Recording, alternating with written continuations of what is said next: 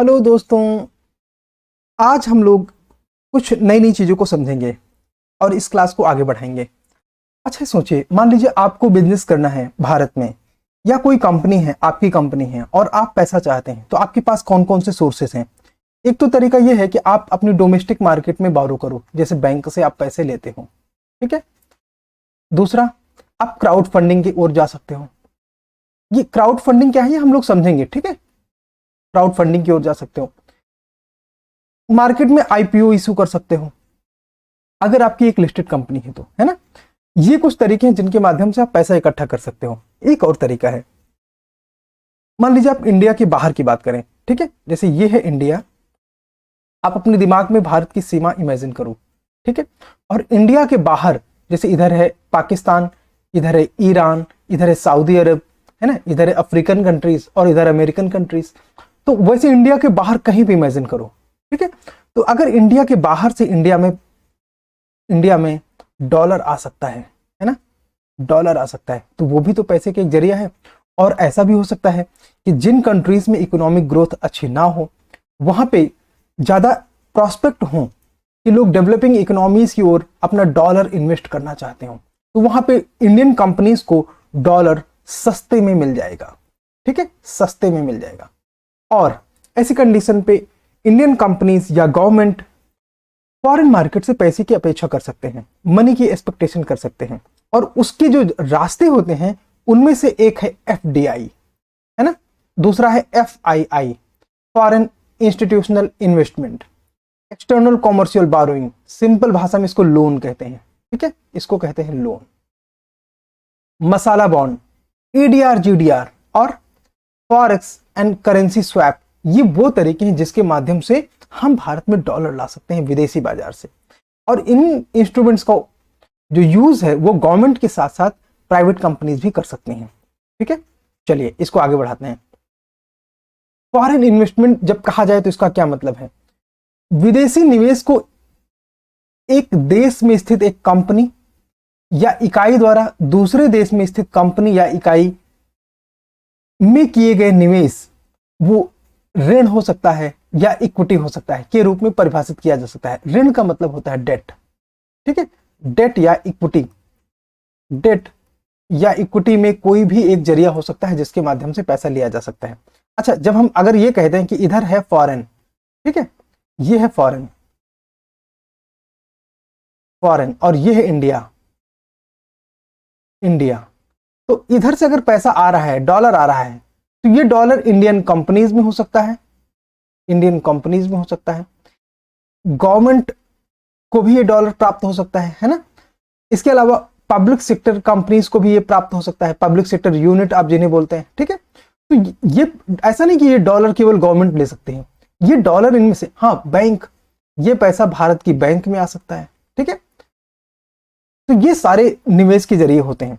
तो विदेशी निवेश जब भी कहा जाए तो फॉरेन नेशन से, विदेश से भारत में वो डेट या इक्विटी के फॉर्म में कोई भी फॉरेन करेंसी, फॉरेन मनी आता है तो उसे हम फॉरेन इन्वेस्टमेंट बोलते हैं, सीधी भाषा में। विदेशी निवेश को मोटे तौर पर एफडीआई और एफपीआई में वर्गीकृत किया जाता है। एफडीआई का मतलब है फॉरेन डायरेक्ट इन्वेस्टमेंट, ठीक है। अब ये एफडीआई और एफपीआई क्या है, बस थोड़ा सा होल्ड करेंगे, हम लोग एफडीआई और एफपीआई को डिटेल में, इसके डिफरेंस को भी समझेंगे, इस कॉन्सेप्ट को भी समझेंगे, ठीक है। एफडीआई भारत में किस तरह से आता है? तो एक तो आता है कि आप सीधे सीधे इंडियन कंपनीज में इन्वेस्ट कर सकते हो बिना किसी गवर्नमेंट अप्रूवल के, और दूसरे में गवर्नमेंट अप्रूवल की जरूरत हो सकती है, ठीक है। 95% फॉरेन मनी या एफडीआई भारत में आता है जिसमें कि गवर्नमेंट की किसी अप्रूवल की आवश्यकता नहीं होती, है ना, गवर्नमेंट की किसी अप्रूवल यानी अनुमोदन की आवश्यकता नहीं होती। और यह केवल सेक्टोरल लॉस के अधीन होता है। सेक्टोरल लॉस का मतलब किस सेक्टर में क्या लॉस होते हैं, जैसे इंश्योरेंस सेक्टर में इंश्योरेंस के लिए, हेल्थ सेक्टर में हेल्थ सेक्टर से संबंधित, फार्मा सेक्टर में फार्मास्यूटिकल से संबंधित, जो गवर्नमेंट कैप्स रखती है। जैसे अगर इंश्योरेंस सेक्टर की बात करें तो इसमें 74% एफडीआई अलाउड है, ठीक है। तो ये सेक्टोरल कैप हो गया, ठीक है। मैन्युफैक्चरिंग में 100% एफडीआई अलाउड है, मतलब इसमें गवर्नमेंट ने कोई कैप नहीं रखा पूरी तरह से। ठीक है। और इस तरह कुछ ही सेक्टर हैं जहां पे कोई कोई कैप है, जैसे बैंकिंग सेक्टर में ज़्यादा से ज़्यादा 49%, इंश्योरेंस में 74%, फार्मास्यूटिकल में 100%, इस तरह से ज़्यादातर मैन्युफैक्चरिंग में 100% का एफडीआई अलाउड है।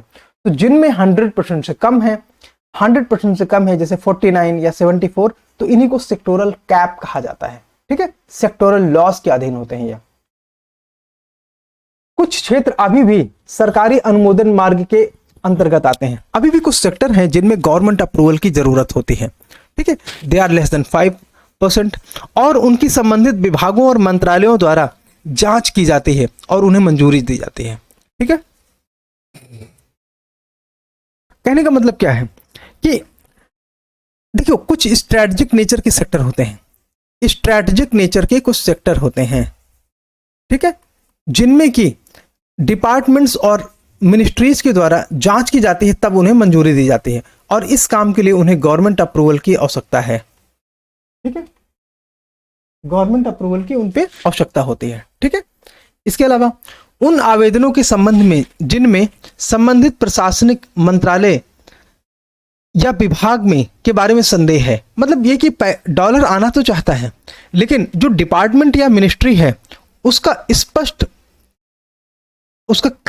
क्लैरिफिकेशन अवेलेबल नहीं है, मतलब ये स्पष्ट नहीं विवरण दिया जा सकता कि XYZ नेचर की कंपनी या सेक्टर किस मिनिस्ट्री के अंतर्गत हैं, तो ऐसी कंडीशन पे DPIIT, ठीक है, उन प्रशासनिक मंत्रालयों और विभाग की पहचान करेगा जहां पे आवेदन किया जाना है। ठीक है, DPIIT shall identify the administrative ministry or department where the application will be processed।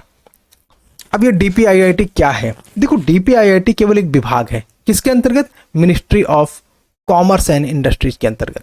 ठीक है, उसके अंदर ये विभाग है, department of promotion of internal trade, तो ये उसके अंतर्गत एक विभाग है, ministry of commerce and industries के अंतर्गत, जिसका पूरा नाम क्या है? Department for promotion of industry and internal trade. Okay, और ये रूल बनाता है किसके रिगार्डिंग? फॉरेन इन्वेस्टमेंट के रिगार्डिंग, एंड पॉलिसी भी बनाता है FDI के रिगार्डिंग। तो ये है DPIIT। और ऐसे मामले जहां पे FDI नीति सेक्टोरल लॉज यानी कि क्षेत्रीय कानूनों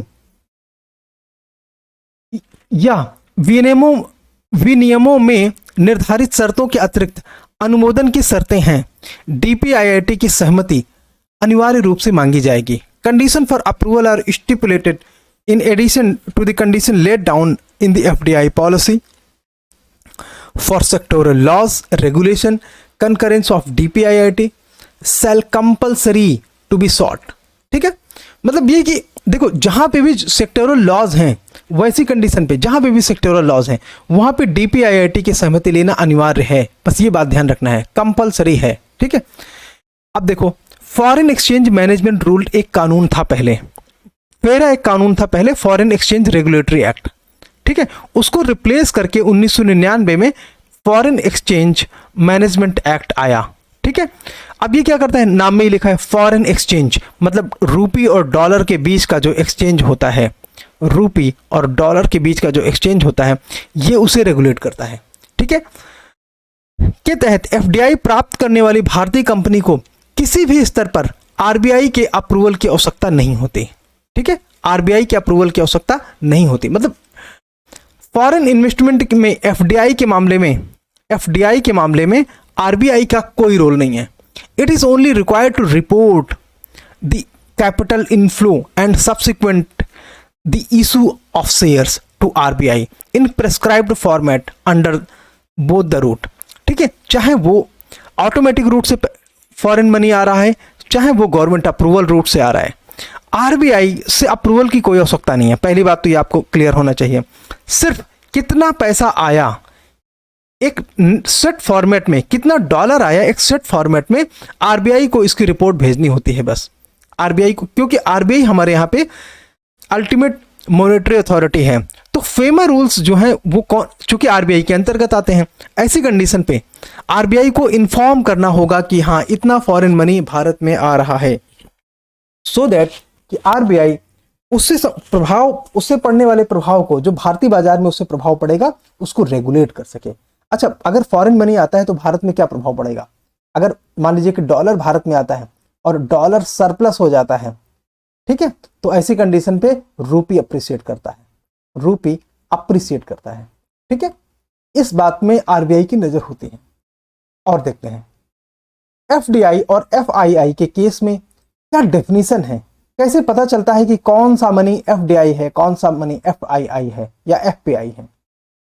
देखिए, फॉरेन पोर्टफोलियो इन्वेस्टमेंट जो है वो पोर्टफोलियोज में होता है। तो पहली बात तो ये पोर्टफोलियो है क्या?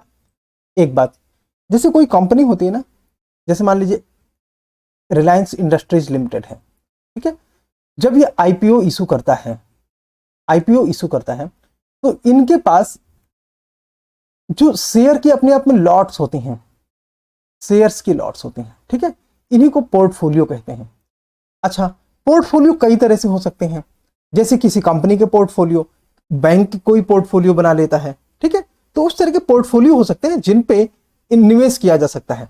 और अगर कोई फॉरेन कंट्री है, मान लेते हैं यूएसए, अगर यहाँ पे यहाँ का कोई सिटीजन इंडियन कंपनी में निवेश करना चाहता है, इंडियन कंपनी में निवेश करना चाहता है, तो इसको किसी FII, foreign institutional investment agency, कोई फॉरेन इंस्टीट्यूशन जैसे कि कोई विदेशी बैंक से संपर्क करना पड़ेगा। जैसे एक उदाहरण हम लेते हैं एचएसबीसी का, ठीक है, हांगकांग संघाई बैंक कॉर्पोरेशन, एचएसबीसी का।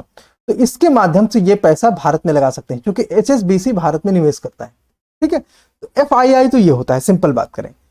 अब हम एफडीआई अच्छे से समझ सकते हैं कि विदेशी पोर्टफोलियो इन्वेस्टमेंट भारत के बाहर की निगमित संस्थाएं हैं। इसमें सेबी के साथ पंजीकृत म्यूचुअल फंड, बीमा company, pension fund, NRI bank आदि शामिल हैं। तो ये छोटे छोटे टर्म्स हैं, इनको एक बार देख लेते हैं, कई बार एग्जाम में पूछ लिया जाता है तो आप एलिमिनेट नहीं कर पाते। फिर सरकार ने एफडीआई और एफआईआई के संबंध में इंटरनेशनल मैकेनिज्म को फॉलो किया। जो भी अंतरराष्ट्रीय परिपाटी भारत सरकार उसको फॉलो करती है। इसका मतलब यह है कि अगर किसी कंपनी में निवेशक की जो हिस्सेदारी है वो 10% या उससे कम है तो उसे एफपीआई माना जाएगा।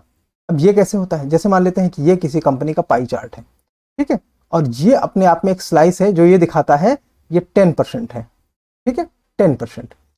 तो अगर कोई फॉरेन इन्वेस्टर, जैसे मान लेते हैं डोनाल्ड ट्रंप, ठीक है, डोनाल्ड ट्रंप मान लीजिए ये 10% इक्विटी या इससे अधिक की इक्विटी खरीद लेता है इस कंपनी में, तभी वो एफडीआई कहलाएगा। अगर वो 10% से कम है तो इसे एफपीआई बोलेंगे, फॉरेन पोर्टफोलियो इन्वेस्टमेंट बोला जाएगा। और जब भी ये 10% से अधिक होगा तब उसे एफडीआई बोला जाएगा, ठीक है। एक एकल विदेशी पोर्टफोलियो निवेशक एक भारतीय कंपनी में अधिकतम 10% तक ही निवेश कर सकता है, ठीक है, सीधी बात है। क्योंकि 10% से अधिक निवेश करने के लिए उसे एफपीआई नहीं, उसे पोर्टफोलियो नहीं, उसे एफडीआई के अंतर्गत आना चाहिए। पोर्टफोलियो वाले निवेश नहीं कर सकते, ठीक है। सरकार अब विभिन्न क्षेत्रों में विदेशी निवेशकों, एफडीआई और एफपीआई के लिए अलग अलग डेटा नहीं रखती, ठीक है, अलग अलग डेटा नहीं पब्लिश करते। डेटा होता है, बट गवर्नमेंट के लिए क्लासिफिकेशन क्या इंपॉर्टेंट है कि वो सीधे इनके लिए विदेशी निवेशक या फॉरेन इन्वेस्टर शब्द इस्तेमाल करती है, ठीक है, जिसके तहत सभी प्रकार के विदेशी निवेश की अनुमति होती है। सीधी बात ये हो गई।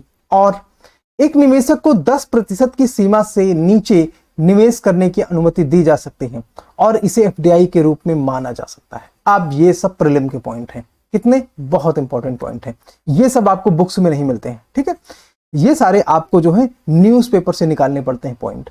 एक निवेशक को 10% सीमा से नीचे, देखो ये 10% से कम हो गया ना, आइडियली इसे एफपीआई माना जाना चाहिए, लेकिन नहीं, उसे एफडीआई माना जा सकता है अगर वो कुछ कंडीशन पूरी करता है। वो कंडीशन क्या है? बशर्ते पहली खरीद की तारीख से 1 वर्ष के भीतर जो एफडीआई है उसकी हिस्सेदारी 10% या उससे अधिक हो, ठीक है, 10% या उससे अधिक हो। तो फाइनेंशियल ईयर जब भी पूरा होगा तब देखा जाएगा कि अच्छा 10% इक्विटी या उससे अधिक की इक्विटी उस कंपनी में किसी विदेशी निवेशक की हो गई कि नहीं। और ऐसा करने का जो दायित्व है वो किस पर होगा? कंपनी पर। मतलब रिलायंस इंडस्ट्रीज का अगर हम उदाहरण लेते हैं तो रिलायंस इंडस्ट्रीज लिमिटेड ये एश्योर करेगी कि XYZ निवेशक, जैसे डोनाल्ड ट्रंप हमारी कंपनी में 10% इन्वेस्टमेंट चाहता है, भले वो पहले महीने से 10% का शेयर नहीं ले पाता, लेकिन वो फाइनेंशियल ईयर पूरा होने में, यानी कि एक साल के अंतर्गत साल खत्म होते होते 10% या उससे अधिक की इक्विटी ले सकता है। अच्छा, यदि हिस्सेदार को 10% या उससे अधिक नहीं बढ़ाया जाता तो निवेशक को पोर्टफोलियो निवेशक के रूप में माना जाएगा, है ना। अगर वो 10% नहीं क्वालिफाई करता तो उसे पोर्टफोलियो निवेश के रूप में क्लासिफाई किया जाएगा। ये सारे आपके प्रीलिम के बहुत इंपॉर्टेंट पॉइंट हैं, इनको मार्क कर लीजिए क्योंकि ये एक्सेप्शन नेचर के हैं, ठीक है। यदि कोई मौजूदा एफडीआई 10%, मान लीजिए कोई एफडीआई है वो 10% है, उससे नीचे के स्तर तक गिर जाता है ना, मतलब एफडीआई तो है लेकिन वो गिरावट के कारण या मार्केट में किसी उछाल के कारण उस पर्टिकुलर फॉरेन इन्वेस्टर का जो शेयर है, विदेशी निवेशक का जो हिस्सा है, वो 10% से नीचे चला जाता है, तो इसे 10% या अधिक पर बहाल करने का दायित्व के बिना एफडीआई के रूप में माना जाना जारी रखेगा, ठीक है। क्योंकि ये फाइनेंशियल ईयर में तो 10% है तो एफडीआई कहलाएगा, है ना। भले किसी पॉइंट ऑफ टाइम में हो, कम हो सकता है, ये बाजार है, इसमें उतार चढ़ाव होता रहता है, ठीक है। तो वैसी फ्लेक्सिबिलिटी ली जाती है। किसी विशेष कंपनी में एक निवेशक को एफपीआई या एफडीआई मार्क के तहत निवेश कर सकता है, दोनों के तहत नहीं। या तो एफडीआई या तो एफपीआई या एफडीआई, आइदर और वाली बात है, आइदर एफपीआई और एफडीआई, बोथ, दोनों नहीं, ठीक है। मतलब ये कि कोई विदेशी निवेशक, जैसे डोनाल्ड ट्रंप है, रिलायंस इंडस्ट्रीज लिमिटेड में, वो चूज करे कि वो एफडीआई के तहत निवेश करना चाहता है या एफपीआई के तहत। अगर वो इनमें से एक चूज करता है तो दूसरा अपने आप एलिमिनेट हो जाता है। अगर उसने एफपीआई चूज कर लिया तो एफडीआई नहीं होगा, एफडीआई चूज कर लिया तो फिर इसमें पोर्टफोलियो निवेश वो नहीं कर सकता, ठीक है। अब जरा कुछ डेटा चेक करते हैं। कोविड का पहले का डेटा पहले देखना जरूरी है, बिकॉज एक्चुअल डेटा तो कोविड के पहले का था। कोविड के टाइम के डेटा तो बहुत ही डिस्टोर्टेड है, उनको तो गवर्नमेंट धीरे धीरे रिकवर भी कर रही है। तो इस चार्ट में सबसे पहले हम चेक करते हैं एफडीआई इनफ्लो, फिर एफडीआई नेट, ठीक है। इनफ्लो की मतलब यह है कि भारत में कितना एफडीआई आ रहा है, आउटफ्लो का मतलब होता है भारत से कितना एफडीआई जा रहा है। जैसे मुकेश अंबानी है, अगर मान लीजिए वो अपना पैसा डॉलर में कन्वर्ट करके किसी अमेरिकन कंपनी में लगाए तो इसको बोलेंगे कि ये एफडीआई भारत से अमेरिका जा रहा है। और अगर डोनाल्ड या कोई भी अमेरिकन सिटीजन है वो भारत में पैसा लगाना चाहता है तो उसे एफडीआई हम बोल सकते हैं, ठीक है। समझते हैं जरा बात को। देखो 2014 में केवल $35 बिलियन था, ठीक है, और ये अप्रोक्सीमेट 44, 42, 39, है ना। 2020 आते आते ये करीब $56 बिलियन का हो गया। दूसरी बात, ये तो इनफ्लो था। अब इसी टाइम में कुछ आउटफ्लो हुआ होगा, मतलब कुछ भारतीयों ने विदेशी कंपनियों में पैसा लगाया होगा। अगर उसको इनफ्लो में माइनस कर दें, है ना, आउटफ्लो को इनफ्लो में माइनस कर दें ऐसे, तो कितना बचता है? नेट एफडीआई बचता है $31 बिलियन 2014-15 में, यहां 36 बचता है, यहां 35 बचता है, यहां केवल 30 बचता है, यहां केवल 30 और यहां पे 43। तो नेट एफडीआई 2020 में करीब करीब 43 बिलियन के आसपास था, बिलियन डॉलर के आसपास, ठीक है। यहां पे बिलियन डॉलर में सारे फिगर दिए हुए। अब फॉरेन पोर्टफोलियो का नेट देखते हैं। फॉरेन पोर्टफोलियो इन्वेस्टमेंट का मतलब यह है कि 10% से कम इक्विटी या बॉन्ड में जो निवेश। अच्छा, एक बात और है, एफडीआई केवल इक्विटी में होता है, ठीक है, एफडीआई ओनली इक्विटी में होता है, ये हम अभी सब समझेंगे। और एफपीआई है ना, तो ये डेट एंड इक्विटी दोनों में हो सकता है, डेट एंड इक्विटी दोनों में हो सकता है, ठीक है, ये अंतर पता चला। तो जरा देखते हैं, 2014-15 के टाइम में ये 42 बिलियन था और 15-16 में -4 बिलियन, इसके बाद केवल 7, फिर 22 और फिर माइनस, फिर केवल $1.4 बिलियन। मतलब क्या है? मतलब यह है कि एफपीआई बहुत ही फ्लक्चुएटिंग है, एफपीआई स्टेबल मनी नहीं है, स्टेबल मनी नहीं है, स्टेबल मनी नहीं है। इसमें फ्लक्चुएशन बहुत ज्यादा है, कभी बहुत ज्यादा होता है जैसे यहाँ पे, कभी एकदम कम हो जाता है जैसे यहाँ पे, ठीक है। तो इस वजह से जो ज्यादा ट्रस्ट है कंपनियों का वो एफडीआई में होता है। चलिए अभी इस दोनों को अंतर को अच्छे से समझ लेते हैं तो आपके सारे डाउट क्लियर हो जाते हैं कि एफपीआई और एफडीआई में क्या अंतर है। इस एक चार्ट से सारे डिफरेंस क्लियर होंगे। जैसे एफडीआई की बात किया जाए ना, तो ये केवल इक्विटी या शेयर्स में इन्वेस्टमेंट हो सकता है, डेट में नहीं, ठीक है। और एफपीआई डेट में भी हो सकता है। डेट का मतलब बेसिकली होता है उधार, और इक्विटी का मतलब बेसिकली होता है हिस्सा। ठीक है, ये अंतर हम पीछे क्लास में बता चुके हैं, जिसने नहीं पता है वो पुरानी क्लास हमारी देख ले। इससे केवल प्राइमरी मार्केट में इन्वेस्टमेंट किया जा सकता है, और फॉरेन पोर्टफोलियो इन्वेस्टमेंट के मामले में सेकेंडरी मार्केट में और प्राइमरी मार्केट में दोनों में किया जा सकता है, लेकिन एफडीआई केवल प्राइमरी मार्केट में। सामान्यतया नए शेयर इशू होते हैं, नई पूंजी आती है कंपनी के पास, जिसके माध्यम से कंपनी नए कारखाने, नई मशीन इत्यादि में निवेश कर सकती है। इसमें कोई नई पूंजी नहीं होती, वही पैसा कभी इन शेयर्स में कभी उन शेयर्स में घूमता रहता है। ठीक है, विदेशी निवेशक निदेशक मंडल यानी बोर्ड ऑफ डायरेक्टर का पार्ट बनता है फॉरेन इन्वेस्टर, विदेशी निवेशक। ठीक है, और कंपनी में निर्णय लेने की प्रक्रिया में सक्रिय प्रबंधन में शामिल होता है। ठीक है, और ये कंपनी के लाभ को टारगेट करता है, बिकॉज ये कंपनी का हिस्सेदार है, एक तरीके से मालिक है अपने वाले हिस्से का। ठीक है, तो इस तरह से अगर पूरी कंपनी ग्रो करेगी तो उसका हिस्सा भी ग्रो करेगा, तो वैसे कंडीशन पे एक पूरी कंपनी के लाभ को टारगेट करता है।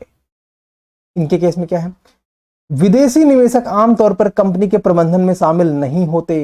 ठीक है, और विदेशी निवेशक को कंपनी के लाभ से ज्यादा मतलब नहीं है, उसको शेयर की कीमत से मतलब है। अगर शेयर ग्रो कर सकते हैं तो वो इन्वेस्टमेंट करेगा। ठीक है, और अगर शेयर गिरने लगे, उसको लॉस होता है, तो वो अपना पैसा निकाल लेता है। ठीक है, और यह सेक्टर स्पेसिफिक है, जैसे इंश्योरेंस सेक्टर में 74% एफडीआई अलाउ है, फार्मा सेक्टर में, मैन्युफैक्चरिंग में 100% एफडीआई अलाउ है।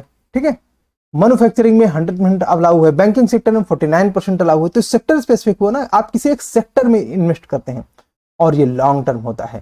ठीक है, इसमें एक लॉक इन पीरियड होता है जो कि ड्यूरेशन होता है 1 साल का। मतलब ये कि अगर एफडीआई में किसी ने निवेश कर दिया तो 1 साल तक वो अपना पैसा नहीं निकाल सकता।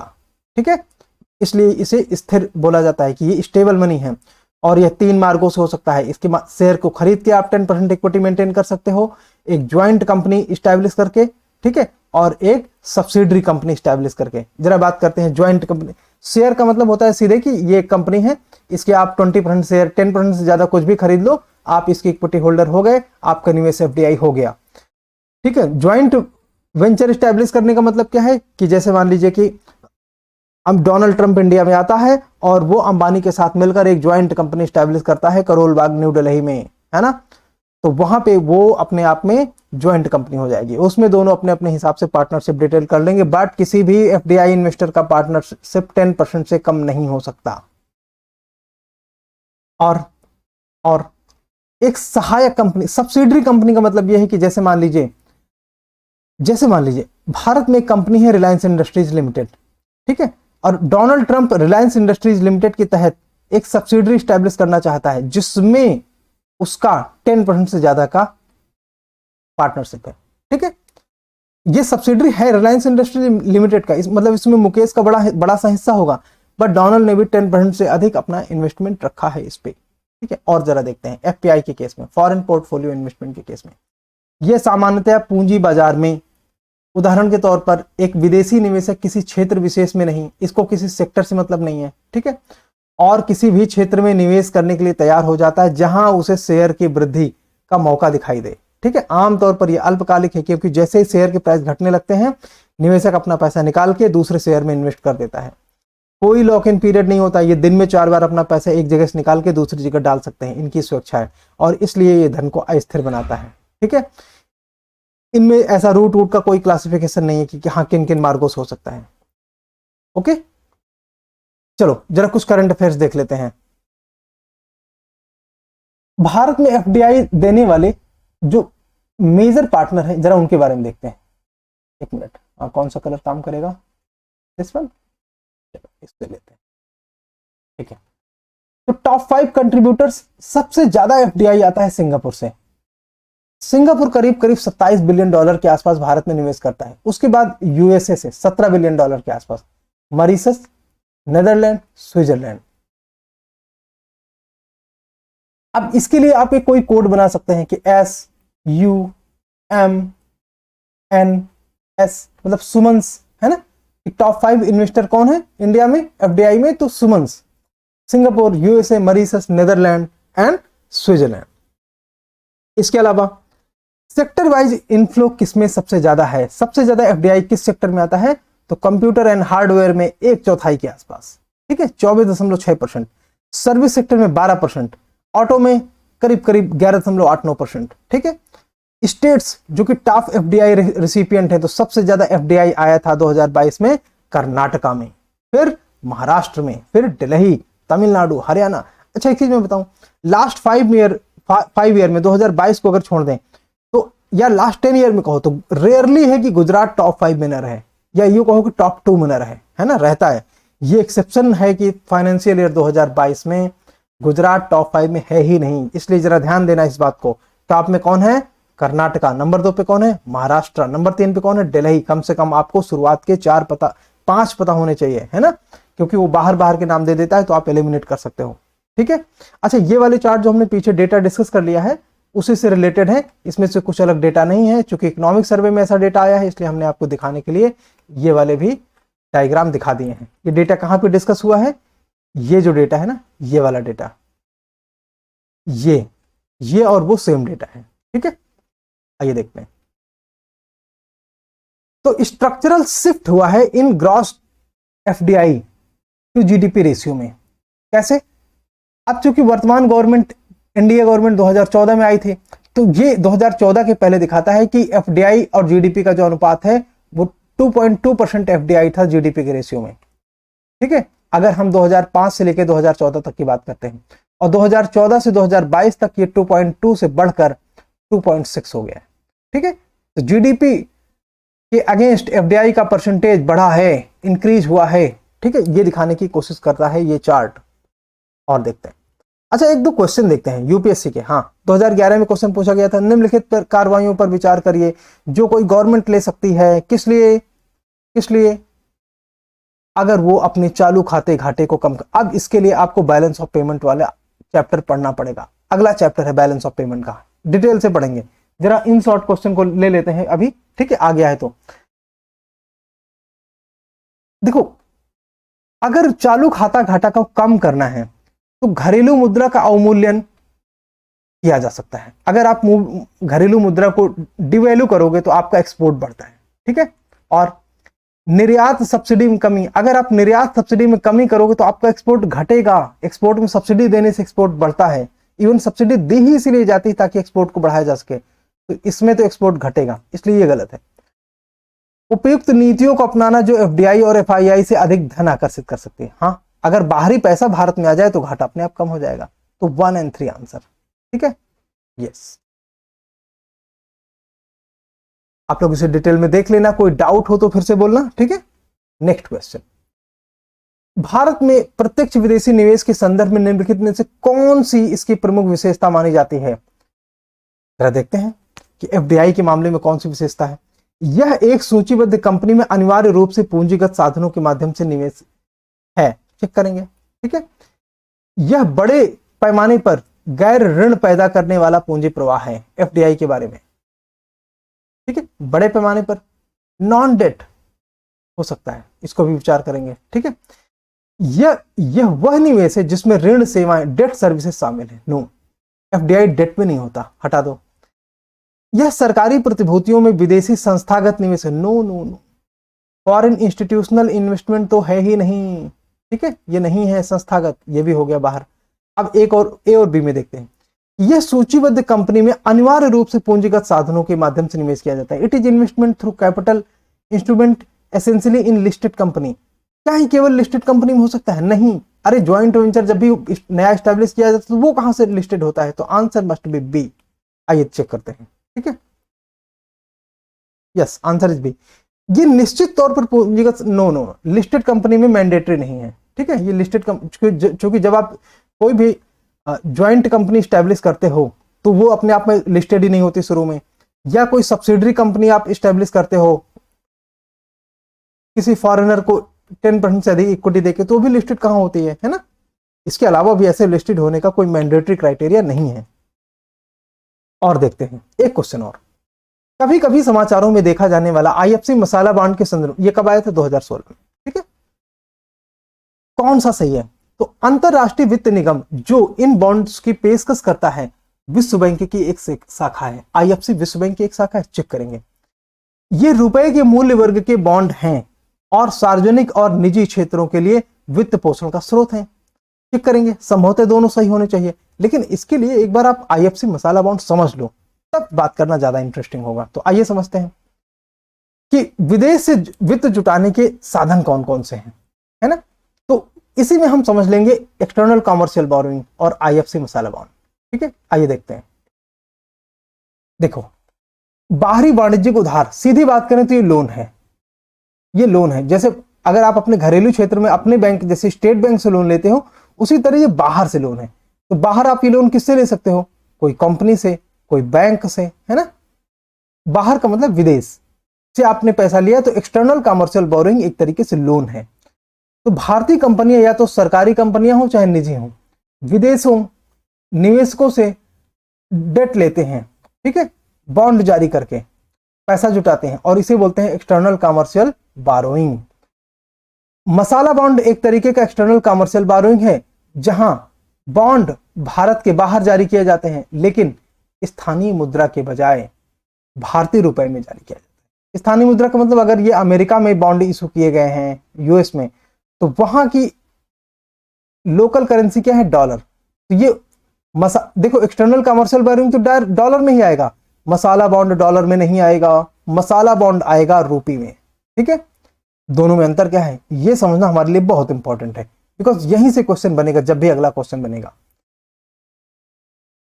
और अगर हम ये समझ जाते हैं कि dollar denominated external commercial borrowing या रूपी डिनोमिनेटेड मसाला बॉन्ड में क्या अंतर है, तो हमको बहुत सारे डाउट क्लियर हो जाते हैं। डॉलर के विपरीत उधारकर्ता मसाला बॉन्ड में देखो, उधारकर्ता एक्सटर्नल कॉमर्शियल बोरोइंग में करेंसी कन्वर्ट करने का रिस्क बियर करता है, लेकिन मसाला बॉन्ड के केस में डॉलर बॉन्ड के विपरीत, डॉलर बॉन्ड ईसीबी अपने आप में डॉलर बॉन्ड है ना, तो डॉलर बॉन्ड के विपरीत उधारकर्ता मुद्रा का जोखिम लेता है। मसाला बॉन्ड निवेशक को मुद्रा जोखिम वहन करने के लिए बाध्य करता है। ठीक है, तो अब देखो इस कंडीशन में क्या है, उधारकर्ता कौन है? जो पैसा निवेश कर रहा है, ठीक है, उसको करेंसी का जोखिम होता है मसाला बॉन्ड के केस में, जबकि एक्सटर्नल कॉमर्शियल बोरोइंग के केस में कंपनी को नुकसान होता है, जो कंपनी लेती है ना। अच्छा, डॉलर बॉन्ड में उधारकर्ता मुद्रा का जोखिम लेता है। उधारकर्ता कौन है? जैसे कंपनी ने उधार लिया। मसाला बॉन्ड में निवेशक जो होता है, जैसे मान लीजिए कोई फॉरेन का इन्वेस्टर है, तो मुद्रा का जोखिम वो वहन करता है। ठीक है, इस अंतर को ध्यान दो। डॉलर बॉन्ड जैसे ईसीबी होता है, तो उसमें उधारकर्ता कौन है? कंपनी, वो मुद्रा का जोखिम लेती है अगर भारत के रुपए अमेरिकन डॉलर के सामने कमजोर हो जाए तो। लेकिन मसाला बॉन्ड के केस में जो निवेशक है अमेरिका का, उसको मुद्रा का जोखिम होगा। ठीक है, ये कैसे, ये हम जरा समझ लेते हैं, थोड़ा डिटेल में समझेंगे, चीजें अपने आप क्लियर हो जाएंगी। आइए देखते हैं, चलिए देखते हैं। एक्सटर्नल कॉमर्शियल बोरोइंग और मसाला बॉन्ड दोनों को कॉन्सेप्ट समझते हैं।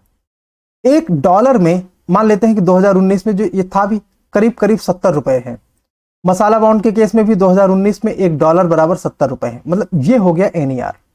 ठीक है, एनईआर अगर नहीं पता गूगल करो एनईआर एनडब्ल्यूआर और पढ़ो, है ना। दी कॉन्सेप्चुअल आईएएस में सारी चीजें पढ़ाई जा चुकी हैं, एनईआर एनडब्ल्यूआर। तो एनईआर में मान लेते हैं कि एक डॉलर बराबर 70 रुपए है एक्सटर्नल कॉमर्शियल बोरोइंग और मसाला बॉन्ड दोनों के केस में।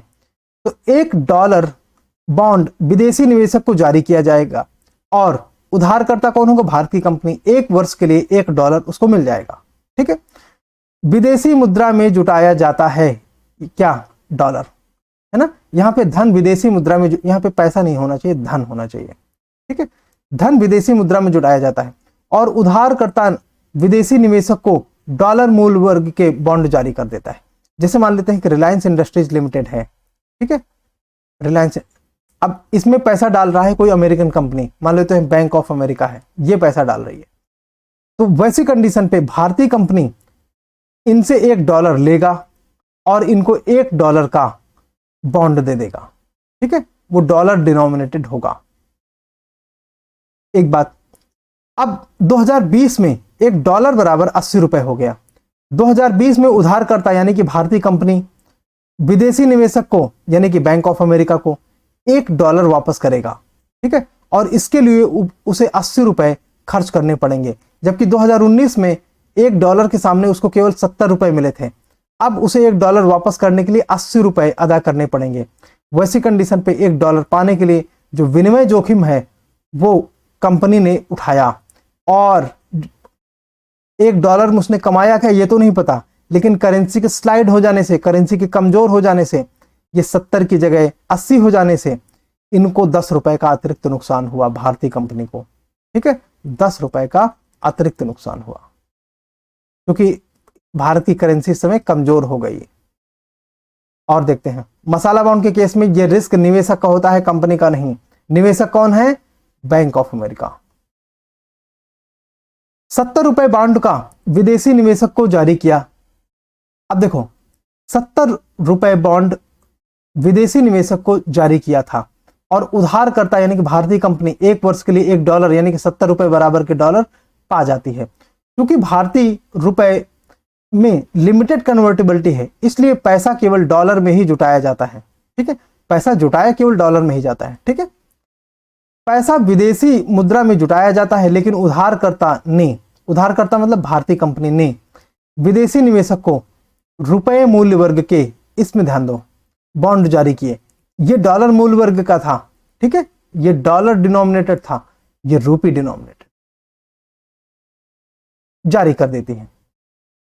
अब देखने 2020 में क्या होना है। 2020 में उधारकर्ता, अब देखो $1 बराबर 80 रुपए हो गया 2020 में, तो उधारकर्ता यानी कि भारतीय कंपनी को 70 रुपए ही वापस करने पड़ेंगे इनको, क्योंकि जो बॉन्ड था वो रूपी डिनोमिनेटेड है और वो 70 रुपए बता रहा है, तो 70 रुपए दे देगा। मतलब आइडियली बैंक ऑफ अमेरिका को कितना डॉलर मिला, तो बैंक ऑफ अमेरिका इस 70 रुपए को डॉलर में कन्वर्ट कराएगी 2020 के भाव में, तो उसे करीब इतना डॉलर मिलेगा। तो $1 से कम हो गया ना। हाँ, तो $1 से कम होना यह दिखाता है कि जो करेंसी कन्वर्टिबिलिटी का रिस्क है वो निवेशक के सर पे गया, ठीक है, निवेशक के सर पे गया। ओके, अच्छा ये हो गया। अब हम क्वेश्चन देख सकते हैं आईएफसी के केस में। हाँ, आईएफसी वर्ल्ड बैंक का है, वर्ल्ड बैंक जब हम लोग पढ़ेंगे तो हमें मिल जाएगा ये, ठीक है, विश्व बैंक का है। दूसरा देखते हैं, ये रुपए मूल्य वर्ग के बॉन्ड हैं, बिल्कुल सही है, तो दोनों सही हो जाएंगे। एडीआर जीडीआर समझते हैं। देखो हम पढ़ क्या रहे हैं, हमें यह समझना है कि विदेश से पैसे किस किस तरीके से लिए जा सकते हैं। अब मान लीजिए कोई कंपनी कोई शेयर इशू करती है, समझते हैं फिर से, है ना। ये कंपनी है इंडियन कंपनी, मान लेते हैं रिलायंस इंडस्ट्रीज लिमिटेड है, ये शेयर इशू करती है, शेयर इशू करती है। भारतीय इन्वेस्टर्स ने इसमें पैसा लगाया और इन्होंने कुछ शेयर डोमेस्टिक कस्टोडियन को दे दिए। जैसे डोमेस्टिक कस्टोडियन का हम उदाहरण ले लेते हैं आईसीआईसीआई। डोमेस्टिक कस्टोडियन कोई भी हो सकता है, कोई बैंक, फाइनेंशियल इंस्टीट्यूट्स, ठीक है, जिसका अपना डिपोजिटरी है वो, हाँ, जो कि बीएसई या एनएसई लिस्टेड है, जहां पे डिपोजिटरी होते हैं।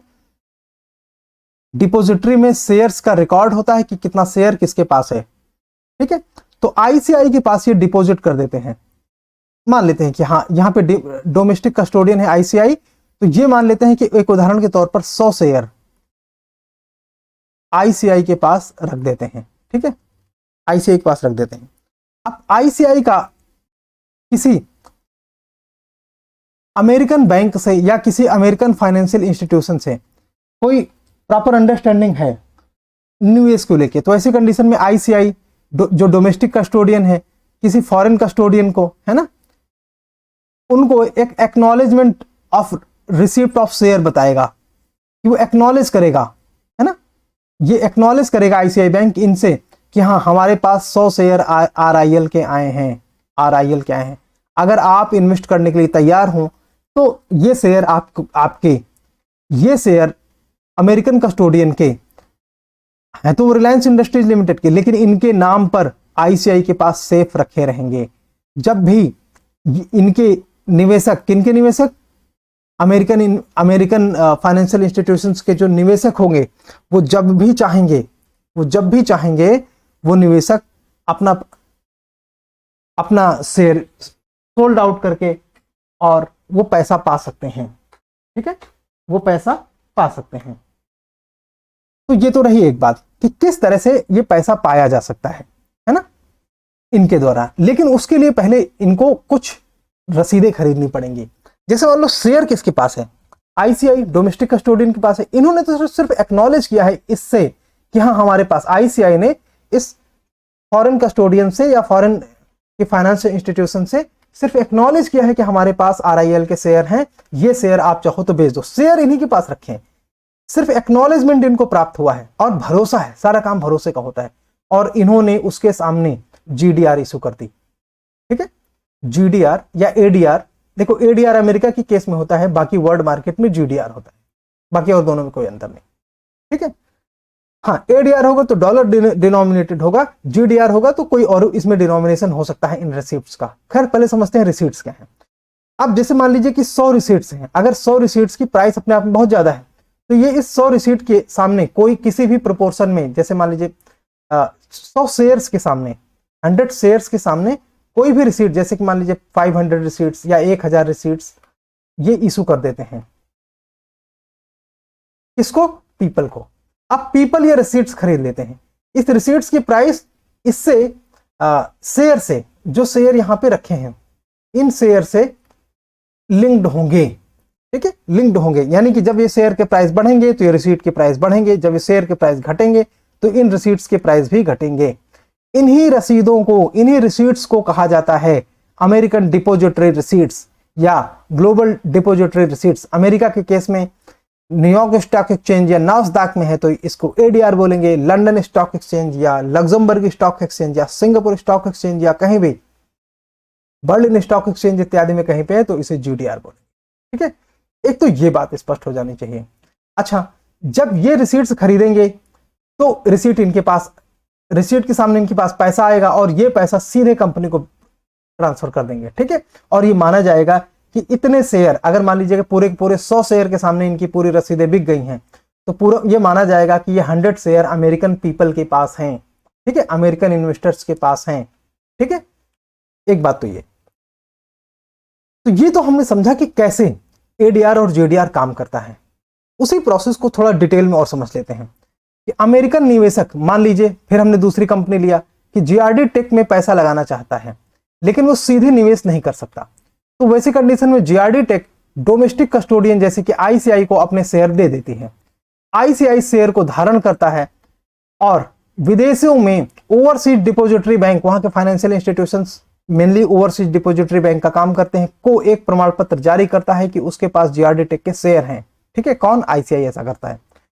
फिर ओवरसीज डिपोजिटरी बैंक अमेरिकी निवेशक को एक एक्नॉलेजमेंट स्लिप, यानी कि पावती पर्ची, यानी कि प्राप्त हुआ ऐसा एक स्लिप देता है। कौन, ओवरसीज डिपोजिटरी बैंक अमेरिकी निवेशक को, मतलब अमेरिका के लोगों को, अमेरिका का ये जो डिपोजिटरी बैंक है ये एक एक्नॉलेजमेंट स्लिप देता है, रसीद देता है। और यही रसीद एक्नॉलेजमेंट स्लिप जो है ये नेगोशिएबल सर्टिफिकेट है। नेगोशिएबल का मतलब किसी और को बेचा जा सकता है, मोल भाव किया जा सकता है कि और महंगा हमसे खरीद लो। अगर जीआरडी टेक के शेयर बढ़ रहे हैं, हमने पीछे रिलायंस इंडस्ट्रीज की एग्जांपल लिया था, यहां मैंने जो है जीआरडी टेक का एग्जांपल ले लिया। तो जीआरडी टेक के अगर शेयर बढ़ रहे हैं तो ये रिसीट्स का भी प्राइस बढ़ता चला जाता है और तब इसके माध्यम से अमेरिका के लोग ढेर सारा पैसा कमा सकते हैं और माला माल हो सकते हैं। ठीक है, अमेरिकी निवेशक के मामले में इसे एडीआर बोलते हैं और ग्लोबल डिपोजिटरी रिसीट्स यानी जीडीआर, इसे बाकी पूरे बाजार के बारे में बोला जाता है। यह संभव हो सकता है कि प्रत्येक 10 शेयर के लिए एडीआर जीडीआर बनाया जाए, या इन एडीआर जीडीआर को विदेश में सूचीबद्ध किया जा सकता है और इसके बारे में ट्रेड किया जा सकता है। यानी कि जो रसीदें हैं इनको फॉरेन मार्केट में लिस्ट किया जा सकता है, इनको बेचा जा सकता है, खरीदा जा सकता है फॉरेन मार्केट में। ठीक है, ये बात समझ में आ गई। और ऐसा मैंने फिर बोला, ये जरूरी नहीं कि जितने शेयर हों, मान लो 100 शेयर्स हैं, अगर मान लीजिए इनकी प्राइस बहुत कम है तो इनके सामने केवल 10 रिसीट्स इशू किया जा सकता है। हाँ, 10 रसीदें केवल इशू की जा सकती हैं। मतलब कोई भी प्रोपोर्शन में हो सकता है, ये 100 से ज्यादा भी हो सकता है, 100 से कम हो सकता है, बेस्ड ऑन कि इस शेयर की प्राइसेस क्या है और अमेरिका के लोगों की क्षमता क्या है निवेश करने की। एडीआर केवल अमेरिकी एक्सचेंज में सूचित होता है, लिस्टेड होता है। ADR केवल अमेरिकन स्टॉक एक्सचेंज में लिस्टेड होता है। GDR विदेश की कंपनी में शेयरों का प्रतिनिधित्व करता है और यह विभिन्न स्टॉक एक्सचेंज में सूचीबद्ध होता है। Now what is forex swap? ठीक है, समझते हैं फॉरेक्स स्वैप क्या है सबसे पहले, है ना। फॉरेक्स स्वैप और करेंसी स्वैप दो टर्म होते हैं। विदेशी मुद्रा विनिमय क्या होता है, पहले एक चीज समझते हैं। फॉरेक्स स्वैप के तहत मान लीजिए कि 2019 में RBI बैंक से डॉलर, मान लीजिए कि $1 बिलियन खरीदता है। ठीक है, कौन? RBI किससे खरीदता है? बैंक से। बैंक कौन सी है? State bank. चलो हम उदाहरण के तौर पे SBI मान लेते हैं। ठीक है, ICI मान लेते हैं, कोई भी हो सकता है, ICI हो सकता है, और HSBC हो सकता है, कोई भी मान लेते हैं, है ना, HSBC। लेकिन किसको जरा ध्यान से देखते हैं, कौन खरीदता है। स्वैप की अवधि 3 वर्ष है, समाप्त हो जाने के बाद 3 वर्ष है, और ये समाप्त हो जाने के बाद RBI $1 बिलियन वापस देगा और बैंक से रुपए मांगेगा। ठीक है, बैंकों के पास डॉलर है, बैंकों से RBI डॉलर लेगा और बैंकों को रुपए देगा ताकि वो भारतीय बाजार में बिजनेस कर सकें। बैंक जो अधिकतम प्रीमियम 70 रुपए से ऊपर का भुगतान करने का वादा करेगा, स्वैप सौदे के लिए RBI द्वारा चयन किया जाएगा। क्योंकि NER कितना है? $1 बराबर 70 रुपए।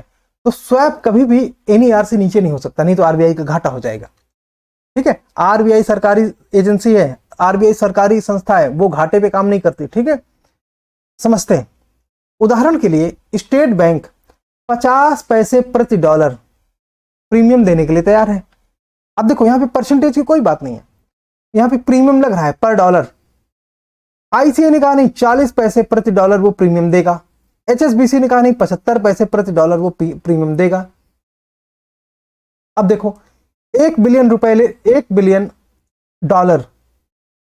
RBI लेगा तो उसके सामने $70 बिलियन दिया जाएगा, और प्रति डॉलर 75 पैसे, यानी कि सबसे ज्यादा HSBC बोल रहा है ना देने के लिए RBI को, तो HSBC 75 पैसे प्रति डॉलर देने के लिए कह रहा है।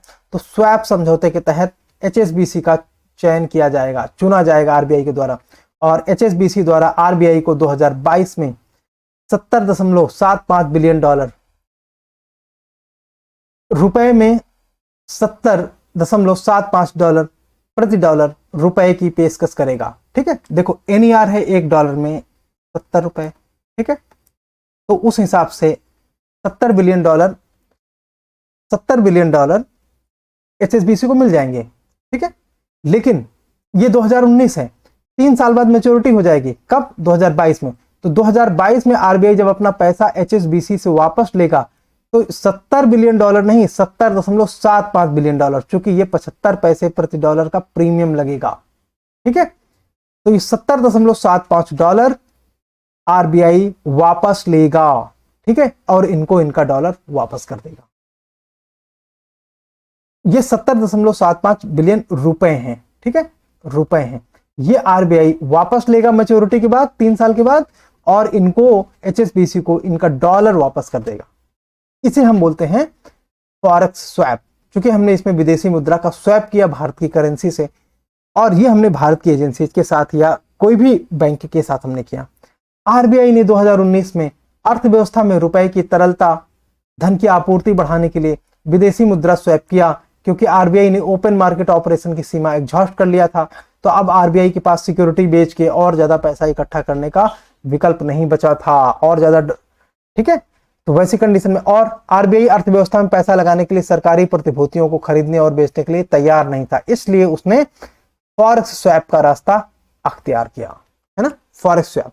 अब देखते हैं जरा ये करेंसी स्वैप क्या होता है। जैसे हमने फॉरेक्स स्वैप RBI के द्वारा देखा, उसी तरह करेंसी स्वैप दो देशों के बीच में होता है नॉर्मली। ठीक है, 2 देशों के बीच में।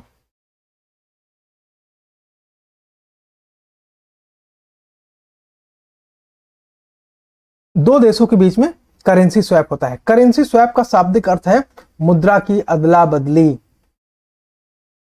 अपने अर्थ के अनुसार इस समझौते में दो देश, कंपनियां या 2 व्यक्ति आपस में अपने देश की मुद्रा की अदला बदली कर लेते हैं। एक पर्सन हो सकता है अमेरिका बेस्ड, जापान बेस्ड कहीं का, तो दूसरा भारतीय, ताकि अपनी वित्तीय जरूरतों को बिना किसी वित्तीय नुकसान के पूरा किया जा सके।